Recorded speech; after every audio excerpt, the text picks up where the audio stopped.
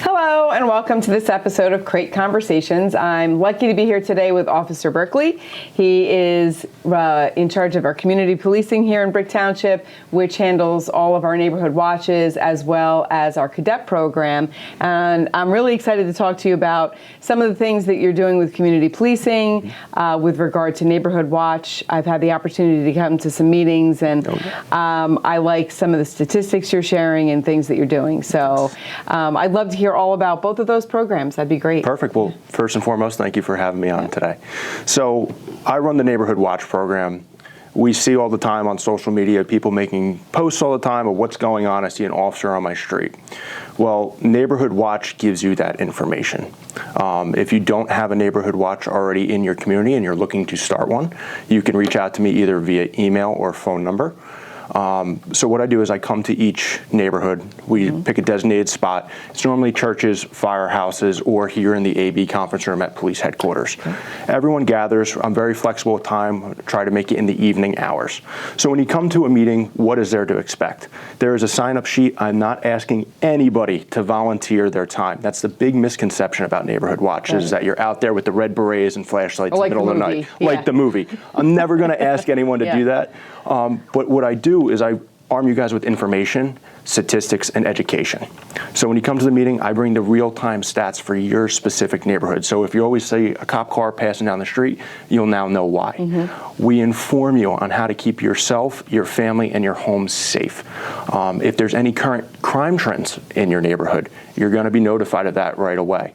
After the meetings, I keep quarterly newsletters with each neighborhood watch group that I have. You'll get real-time information all the time from me, nothing but the utmost in honesty. If I don't have an answer for you for any one of the questions you may have, I get back to you in 1 to 2 days max with that correct answer. At the neighborhood watch meeting, we have a ton of programs that we offer, especially for our seniors all the way down to our kids in town. We have Project Lock Safe. If you're an elderly person in the community, you live by yourself, you're not in well health, but you want us to be able to come check on you in a case of emergency, we come out, we install a secure lockbox on your front door.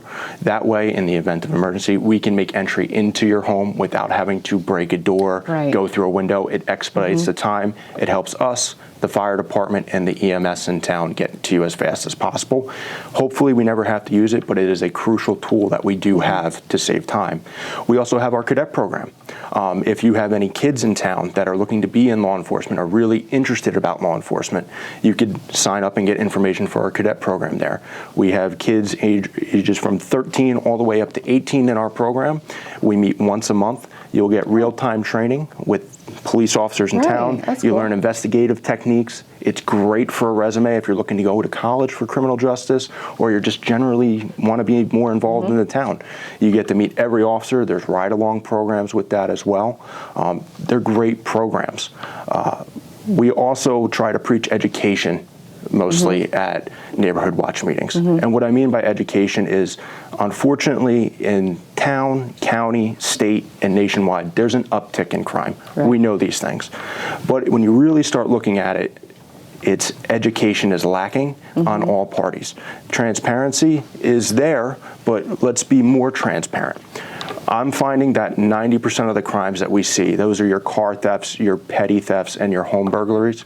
They all could have been prevented with simple key steps. So we really try to hit home with all those things. You know, removing your garage door opener from your car, making sure your car is locked and your keys are not just hanging by the front door. Bring them into the interior of your house. The other big thing that we're seeing around town is people fall victim to frauds. We give tons of education about frauds. There's all different types of frauds out there, cyber and in person. We also try to tell everybody, look, I'm a police officer. I'm hypervigilant. I'm not asking every resident in town to become hypervigilant. I'm asking you just to break the bubble. Get away from the cell phone when you're in a shopping center. Open up your eyes and see what's going on around you. Look outside your window every once in a while. See if you know the cars. Those are the types of things we discuss at the meetings. And if you're having a reoccurring problem and you feel like this problem's too small for the Brick Township Police Department, I preach that there's no such thing as too small of a problem for our department. That's what we're here for. It's a quality of life issue to you. It's an issue for us, and we want to help rectify those issues. So it's kind of breaking down that barrier between seeing the cop cars and the police. I get it. We got the vests on. We have all this gear. Sometimes we don't look approachable. But I try to really drive home at each meeting, approach us. Come with us, see what we're all about. You have one-on-one session with police officers. You can ask any question whatsoever. And like I said, I try to answer everything right there at the meetings. Yeah. I have really enjoyed coming to the meetings. One of the things that I really like that you've done is you do break down the statistics for each area. I know having conversations with people around town and people in specific areas of town, they have definite specific concerns. Every neighborhood has a little bit different issue, right? So maybe in one neighborhood, dirt bikes is the issue, but in another neighborhood, it's somebody setting off fireworks. And it's a little different no matter where you go around town. So I really think that you breaking down the statistics of specifically what's happening in the neighborhood of the people you're talking to at those neighborhood watch meetings is eye-opening for the people who live there too, because then they can say, oh, I didn't think anything was being done about that, but now I see you had this many patrols in here and you had this many people stopped,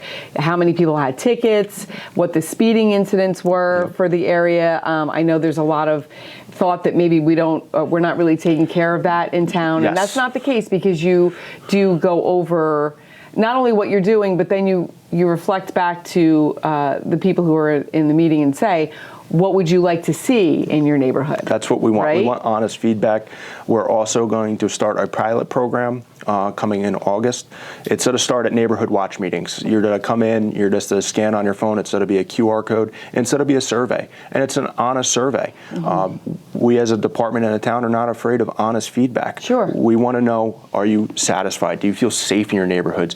And then there's open-ended questions to that of what would you like us to see better? And let's meet in the middle and make Brick Township one cohesive community. I strongly believe a well-informed, well-educated public is a hard public to fall victim to any crime, and I want Brick Township to be the best city, town, you name it. That's what we are capable of here, but it starts with neighborhood watch meetings. We see it all the time. People are, what can I do to help? Come to a watch meeting, be informed. Word of mouth is how it's spreading fast. Check our social medias out. We're always posting on that. Even if you don't live in that area and you can't make your meeting, come to a different neighborhood's meeting. It might not have your specific numbers, but at least you're getting the education part. I try to keep it as lighthearted and as fun. I do tell a couple funny stories throughout it, and meetings don't have to be long. They can be 30 minutes long. They could be 20 minutes long. Come, get the information, and you can do whatever you need with it. Right. It's not like we're taking attendance, right? No, we're not taking attendance. If you need to leave early, you can leave early. It's okay. You just come for what you need, and then you're welcome to leave. It is also the opportunity for people who live in bigger areas, if we're talking about midstreams, for instance, is a pretty big area. Obviously over just like Lake Ribs, another huge section. Right? That gives the people in that area the opportunity to meet with their neighbors that maybe they don't actually know yet, and you can make connections. And the more people you know and the more people you're friendlier with, then it's a little less scary out there, right? In your own neighborhood. Yeah. And I love seeing it. A lot of these neighborhoods have their own social media pages, and now they're starting to say, hey, come to these watch meetings. Right. Come get the education. Come see, looking out for one of each other. That's what this is all about. We're growing our community in the safest way possible. We have all the programs to face anything out there, and that's what we're really here for. And we're willing to develop other programs as needed. Yes, right? And if you're watching this and you today, I really want to come to a watch meeting, please email me, call me, we'll set something up, and we'll come out with your neighborhood. My goal, hopefully, is to have the whole town coverage. We're about 50% coverage right now. I'm working on expanding it. It takes a little bit of time, but if you say, hey, I want a meeting, I'm going to do everything I can to set up a meeting for your area. Love to meet. It doesn't matter how big or small it is. Just come on out. And like you said, this is not a one and done. You are meeting with them, and then quarterly you keep up with each, with each community. Obviously, you have a point person or whoever would be disseminating that information. And then I believe you said at the last meeting we were at that really the goal is each neighborhood watch would meet twice a year. Twice a year. And I would try to strategically place that. I understand summer times are tough and around the holidays are tough. I try to hit it right before the summer and right before the holidays, because that's when we get a huge influx of outside residents. We start feeling the pains and heavy traffic, speeds, all these complaints that come through. We can help try to mitigate that inform the public we're doing everything that we can to stop most of the violations. So it's a great time to kind of get together, and that's also, unfortunately, when the crime trends start ticking up or coming back down. So we can really just inform the public, be careful of these things and watch for that. And honestly, 6 months is perfect, every 6 months, because that's about a cycle for any other trends with regard to cyber, because there's something new every day. There is something new every day. Somebody's out there coming up with a new plan to steal your money. I don't like to say it, but it seems to be very clever people out there. There's seasons when it comes to crime. So in the summer months, yes, it's the high-end motor vehicle thefts, the petty house burglaries, and then in the wintertime, that kind of changes, and now we're looking at more retail store theft, and then we're looking at catalytic converter thefts. We know these things, and if you come to meetings, you get the inside track of what we're doing to mitigate all these issues. Because sometimes, yes, you've called the police and you didn't see us. No, we came through. It might be a specialized unit that we have. You get information on what we really are capable of, and a lot of people just see the billboard cars, as I call them, but there's unmarked cars, there's specialized units here. We're on the cutting edge of everything here as one of the biggest municipalities in Ocean County, and people are really surprised when they find out what we have to offer them. I've really enjoyed, I learn something new every time I come. I like to hear what's happening in each of the areas around town too, so that's super helpful for me as a mayor, because then I can say like, all right, these are the issues that I know are happening, and then you and I have developed a relationship, and I work with other people in the police department because I want to make sure we have a great relationship. Like, fantastic. I appreciate being able to call any of you downstairs and say, hey, I heard this is going on, can you check it out? It's fantastic. Really quick, because I don't know that much about it, you mentioned the cadet program. Yes. And so that's for ages 13 to 17, 13 to 18? So 13 through 18 is normally, I think they can go over now because we're with cadets, so it's not, we used to be under the Police Explorer program, we're back to cadets. It's once a month. You come to police headquarters, you get uniforms, you help us out with certain events like our Summerfest, Traeger Cove Concert Series. You come, you're standing with one of our officers, whether that be a special officer or one of us.